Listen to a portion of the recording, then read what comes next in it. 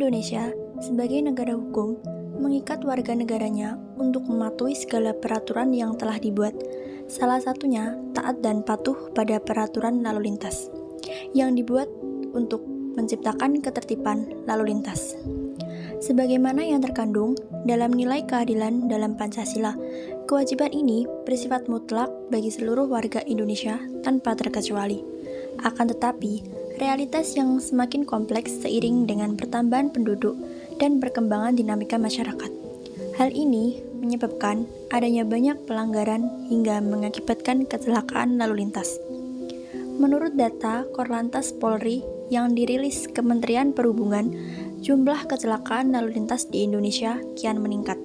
Pada tahun 2021, jumlahnya mencapai 103.645. Lebih tinggi dari data tahun 2020 yang mencapai 100.028. Sementara itu, pada tahun 2021, kecelakaan lalu lintas menewaskan 25.266 orang dan kerusakan harta benda mencapai 246 miliar. Di sisi lain, 10.553 orang luka berat dalam kecelakaan lalu lintas tahun lalu dan 117.913 luka ringan.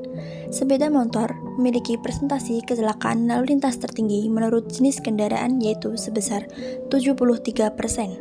Dari data tersebut, dapat kita ketahui dampak dari ketidakpatuhan terhadap lalu lintas sangat besar, tidak hanya merugikan pelanggar, juga merugikan pengendara lain. Maka dari itu, penting bagi kita untuk senantiasa patuh dan taat pada peraturan lalu lintas. Selama Anda berkendara, apakah Anda sudah menerapkan aturan berlalu lintas dengan benar? Insya Allah sudah menerapkan. Kalau saya lebih cenderung tergantung dari penumpang. Kadang kalau penumpang minta jalur alternatif, saya layani begitu.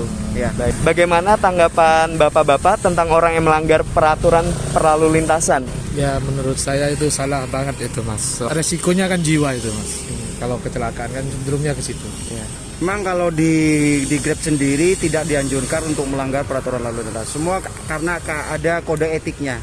Ya. Kalau menurut Bapak nih, apakah Bapak pernah melakukan pelanggaran lalu lintas? Ya pernah juga Mas. Mungkin karena bisa, terpaksa. Ya. Contohnya mungkin Ya, Pak? contohnya karena bawa penumpang, sedangkan penumpangnya minta melawan arus saja Mas, sedikit. Gitu. Sama pernah, tapi nggak sering, nggak pernah lah. Iya pernah.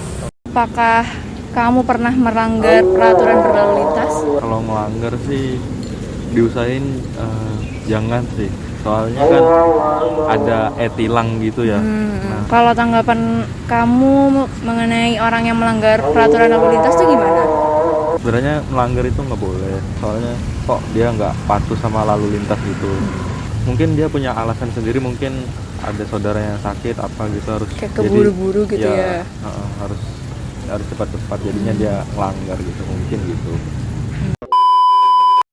Dari hasil observasi yang kami lakukan selama 15 menit, terdapat 214 dari 524 pengendara motor melakukan pelanggaran lalu lintas, seperti tidak memakai helm, bermain ponsel, berada di jalur yang salah, juga menerobos lampu merah.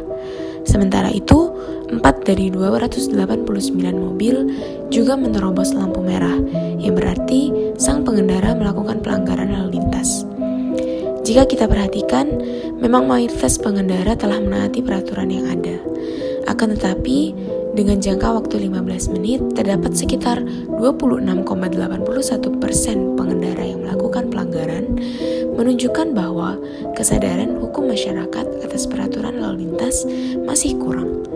Selain itu, dari wawancara yang kami lakukan kepada 2 bapak driver ojek online serta salah satu mahasiswa Universitas Airlangga menunjukkan bahwa pemahaman mereka terhadap peraturan lalu lintas cukup baik.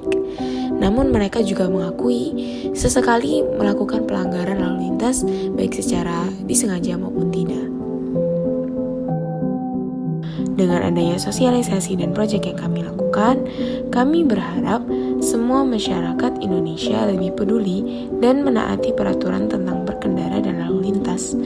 Jika kita dapat mematuhi peraturan dengan benar, akan tercipta Indonesia yang damai dan mengurangi risiko terjadinya kecelakaan lalu lintas. Hal ini dilakukan untuk keselamatan kita semua.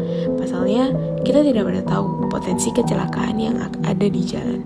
Bukankah mencegah lebih baik daripada mengobati? Terima kasih.